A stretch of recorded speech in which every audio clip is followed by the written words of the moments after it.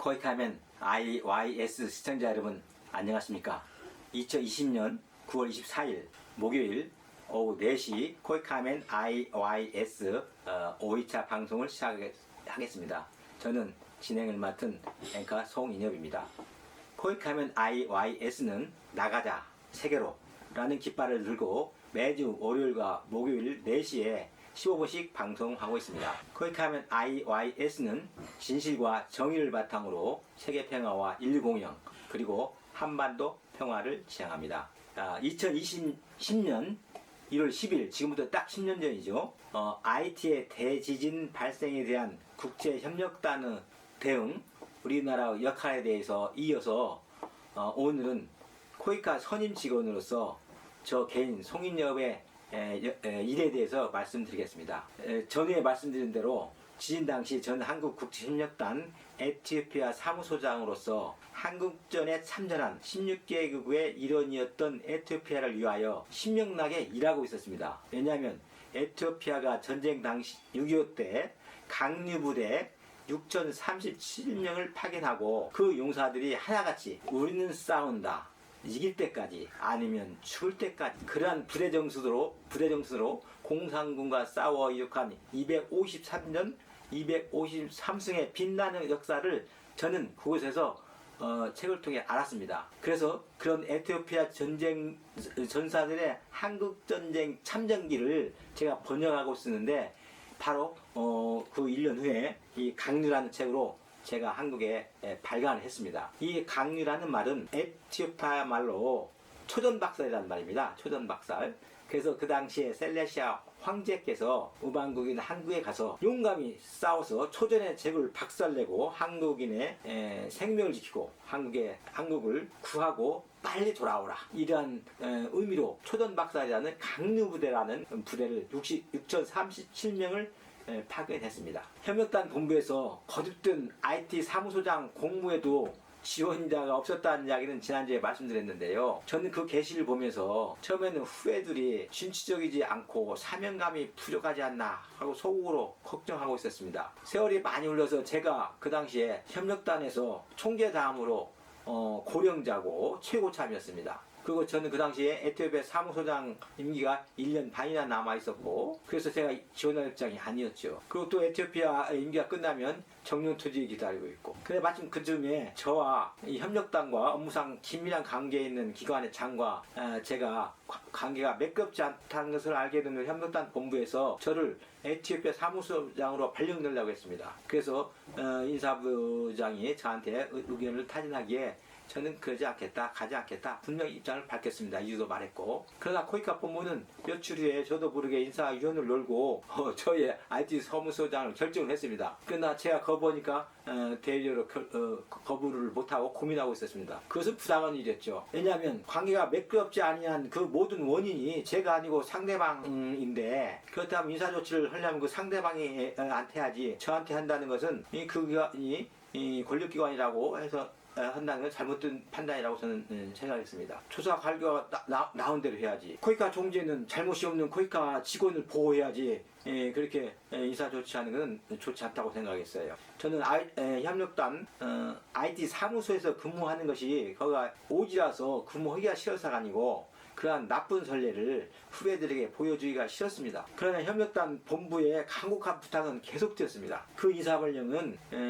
인사조치가 아니고 IT 중원으로 봐가지고 제가 IT 전에 인도적 지원실장을 했고 또 상대국이나 또는 군 파견 부대의 군과 관계도 수행 능력을 봐가지고 적임자이기 때문에 파견 인사명령을 낸 것이다. 그러니까 따라달라가 이렇게 간곡히 이해를 구했죠. 그리고 근무 조건도 인접국 도미니카, 평화로운 도미니카 수준이 아니고 전쟁국인 이라크와 같이 상향 조정하겠다고도 했습니다. 아무튼 저는 결국 생각을 바꾸고 코이카 결정에 따르기로 했습니다. 그래서 이곳에서 떠나는 사인은 따지지 말자. IT에 가자. 그곳이 나를 부르지 않는다는가. 위험하고 열악하고 재난 지역에 가지 않는 후배들을 탓하지 말자. 선배인 내가 모범을 보이자. 원조 기간에 하루라도 더 먼저 몸담은 내가 앞장서자. 재난의 고통받는 IT가 나를 부른다지 않는가. 지금은 IT가 위험하고 열악하고 생품도 없다고 하지만은 한때는 사랑의 유람선에 떠다니는 낭만의 카리브해 그 중심지가 아닌가. 나를 필요로 하며 그리고 아직 내가 가보지 못한 그곳 IT에서 나의 임기를 마치는 것도 의미 있는 일이 아닌가. 그래서 저는 IT 근무 지원서를 본부에 보냈고 이미 인사위원회 6월까지 마친 본부는 기다렸다는 듯이 10분도 안 돼서 저에게 메일로 인사명령을 보내왔습니다. 인사발령을 막상 받고 보니 제 기분이 새롭고 의욕이 불같이 일어났습니다. 내가 에티오피아에 1년 반을 더 있게 된다 하면은 82세 된 그 기르마 대통령이 나를 그렇게 좋아하고 나와 관계있는 장관들 다 나하고 우족이고 그래서 일하기가 아주 편하고 여기서는 운동도 할 수 있고 그렇겠지만은 IT에는 9월짜리 골프장이 하나 있었는데 지진이 발생하자 난민들 3만 명이 거기에 텐트를 치고 골프장은 폐쇄됐습니다. 내가 여기 더 있게 된다면은 내가 좋아하고 존경하는 또 한국전 참전 용사 노웅들과 만나 담소도 나누고 시사도 즐길 수도 있겠지만은 이미 2년 반 동안이나 이미 내가 해온 일이고 이 참전기도 그때 이미 99% 완성되었고 이제 7, 8만을 기다리고 있는데 이곳에 과연 새로운 일이 더 있겠는가 하는 생각이 들었습니다. 그래서 가자 미지의 IT로 열악하다는 IT로 IT에서 한국의 우정과 사랑을 한국을 대표하여 내가 전한다니 어찌 영광스럽지 않겠는가 그런 생각을 했습니다. 위험하다고? 위험은 우리 조국 대한민국에도 있고 선진국에도 있는 것 아닌가. 조심하고 조심하면 그뿐. 그 너머에 있는 것은 하늘의 소환상 하늘에 맡기자. 하늘의 소환상이 아닌가. 열악하다고? 그것은 직장에서 그만큼 보상해주지 않는가. 무료로 하는 자원봉사자들도 많은데 나는 보수를 받지 않는가. 정년이 성큼 다가온 나왔지만 30몇 년 전 갓 입사원 신입사원처럼 제 마음이 설레기까지 했습니다. 그래 가자 IT로. 그래서 저는 에티오피아를 떠나서 서울에 잠깐 들려서 만료된 유교관 여권을 새로 만들고 필요한 생품을 구하고 간단히 준비해서 가족을 한국에 남기고 저 혼자 단신부임으로 거기에 갔습니다. 근데 가기 전에 박대원 총재 면담 때 박 총재께서 저에게 대승적인 차원에서 열악한 IT 사무소를 고참 직원인 내가 맡아줘서 고맙다고 저희의 정중히 사의를 표했습니다. 나는 총재의 그 말에 에티오피아에 있었던 유감스러운 일이 있겠다고 화답했습니다. 전 출국 준비를 바로 마치고 가족은 서울에 남기고 저 혼자 출발하여 미국과 도미니카를 거쳐서 지구촌 미중유의 지진의 땅 뜨거운 IT에 2010년 6월에 도착했습니다. 저 새로운 일터였고 저 직장의 제 1박 직장의 마지막 직장 일터였습니다. IT라는 국명은 그 뜻은 산악지역이라는 말입니다. 산악지역. 우리나라와 비슷하게 70% 이상이 산악지대입니다. 그 나라는. 콜럼버스가 1492년 12월에 크리스마스 이브의 섬을 처음 발견했다고 하는데요. 그 일기장에 이렇게 썼습니다. 내가 당도한 서쪽으로 와서 당도한 웨스트 인디는 푸른 숲이 우거진 지상 낙원이다. 이렇게 첫인상을 그렇게 썼다고 합니다. 그때는 물론이고 1940년대까지만 해도 이 IT가 산림으로 울창했답니다. 근데 그 무분별한 그 벌목으로 황폐 땅이 되었다고 제가 책에서 봤습니다. 그래서 IT 상공으로 날아가는 비행기에서 유심히 IT 땅을 제가 바라봤는데요. 에스파뇰라 섬 반절 도미니카 땅은 푸른 숲으로 가득 찼는데 도미니카 땅은 황토빛이었습니다. 30년 전에는 같이 푸르렀을 텐데 이렇게 무분별한 벌목이 이 땅을 황폐화시켰다. 아무튼 비행기 트랩에서 내린 IT의 6월의 날씨는 너무나 더웠습니다. 훅훅거렸죠. 제가 금방 상공에서 바라보는 황토빛 국토하고 이 뜨거운 열기가 중첩되어서 내가 직장 말년에 이 나이에 왜 이곳에 자영업했는가 하는 생각도 했습니다. 입국소 쓰기 까다로웠는데요. 겨우 유관 여권을 막 보여주고 IT 사무소장 코이카의 말을 설명을 하고 겨우 빠져나왔습니다. 그리고 저를 기다리고 있던 봉사단원 송중건을 만났는데요. 송중건 단원은 전 시간에도 말씀드렸다시피 도미니카 방제천에 파견된 컴퓨터 단원으로 컴퓨터 전문가로 파견된 우리나라 봉사단원인데요. IT는 발생하자 도미니카 대사관에 최원석 서기관하고 같이 IT에 왔다가 최원석 서기관 들어가고 혼자 남아 있었습니다. 송중근 단원이 준비한 픽업차, 차가 없어서 픽업차를 가지고 왔더거든요. 아주 임시 거처로 가면서 제가 봤습니다. 거리를. 근데 그 보트라인스 거리는 비참했습니다. 더위는 아무것도 아니었어요.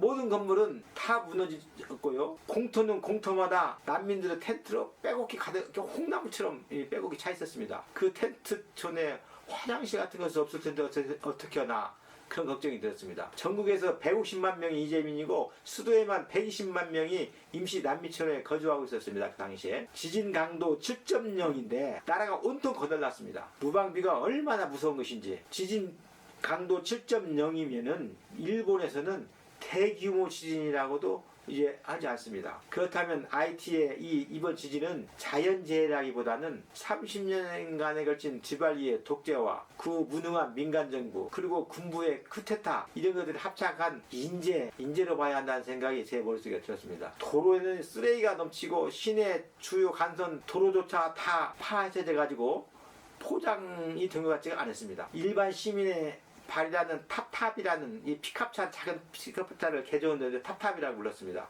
지혜탄 승객이 탑 이렇게 치면은 운전수가 간다는 말 같아요. 탑탑. 근데 그걸 보니까 어찌나 불결하게 보이는지 하여튼 한나라 수도로 보기에는 전혀 느껴지지 않았습니다. 며칠 후에 적십자사 이재승 대표를 만났는데요. 그가 제게 말을 했습니다. 아프리카도 자기가 많이 가봤는데 어느 나라를 가봐도 수도만큼은 그래도 한쪽은 20세기 도시라 같은 생각이 드는데 이 포르토프렌스는 전혀 그렇지 않다고 정말 그랬습니다. 임시 거처인 서광석 교민의 사무총장의 집 2층은 사무 공간하고 방은 있었는데 에어컨 하나도 없었고 거들거리는 선풍기가 고작이었습니다. 그래서 저는 빨리 사무실과 주택을 정하고 싶어서 여행 가방을 내려놓기가 무섭게 쉬지도 않고 바로 송중근 단원과 함께 집을 보러 다녔습니다. 사무실 보러 다녔습니다. 근데 그런 일이 2주일 동안 계속됐습니다. 그런데 적절한 집은 고사하고 마음에 반의 반도 드는 집이 하나도 없었습니다. 왜냐하면 지진으로 집이 모두 무너진 데다가 세계 선진국 각국에서 구호기관과 NGO 봉사자들이 대거 입국해가지고 집값이 전보다 서너 배 폭등해 있었습니다. 우리나라 굿네이버스 지부장 권기정이 말하기를 자기는 사무실을 1000불짜리를 괜찮은 집을 구했는데 한 달 만에 1800불을 달라고 그러고 그래서 불 1800불로 다시 계약했답니다. 그런데 또 한 달이 지나니까 이번은 4000불을 달라고 그래서 돈이 도저히 안 돼가서 경비가 없는 작은 집으로 변두리로 이사했다는 말을 들었습니다. 그래서 저는 별 수 없이 사무실 구하는 것을 포기하고 에어컨도 없는 그 임시 거처 서광석시 2층 사무실을 2층 응접실을 임시 사무실로 정하고 그 옆에 있는 방을 주택으로 정해서 더위와 또 일과 싸우면서 그렇게 지냈습니다. 밤에는 열대야 때문에 잠을 잘 수가 없었습니다. 지척거리만 했죠. 그래서 잠이 오지 않을 때 성경책을 읽었습니다. 이 성경책인데요. 처음에는 제가 좋아하는 구절만 찾아 읽었습니다. 그러다가 일주일쯤 지나서 다시 한번 처음부터 끝까지 작정으로 이 성경책을 읽자 그렇게 결심했습니다. 사실 저는 기독교 가정에서 태어나 초등학교 다닐 때까지는 어머니 손을 잡고 한 번도 빠지지 않고 교회를 다녔습니다. 그러다가 중학교 때부터 신앙의 회유가 생겨서 저는 신앙인이 아니고 무지신론자가 됐습니다. 무지신론자. 저는 신에 대해서 도저히 모르겠어요. 있는 것 같기도 하고 없는 것 같기도 하고. 그래서 이 무지신론자라는 말은 제가 만들어낸 말입니다. 그러나 저는 신앙식은 없지만은 어머니 서영석 권사와 또 아내 이태승 권사의 강요에 못 이겨서 항상 끌려서 교회에는 가끔 나가고 있었습니다. 근데 저는 무지신론자이지만은 오래전부터 성경은 처음부터 끝까지 정독을 하고 싶었습니다. 그래서 외국에 나가기만 하면 이 성경책을 꼭 들고 나가서 처음은 창세기부터 읽기 시작했습니다. 근데 하지만 중도에서 항상 멈추고 말았어요. 왜냐하면 주중에는 일을 해야 되고 주말이면 운동을 해야 되고 휴가 때는 여행을 해야 되고 그래서 도저히 시간이 나지 않았습니다. 그래서 끝까지 읽은 적이 한 번도 없습니다.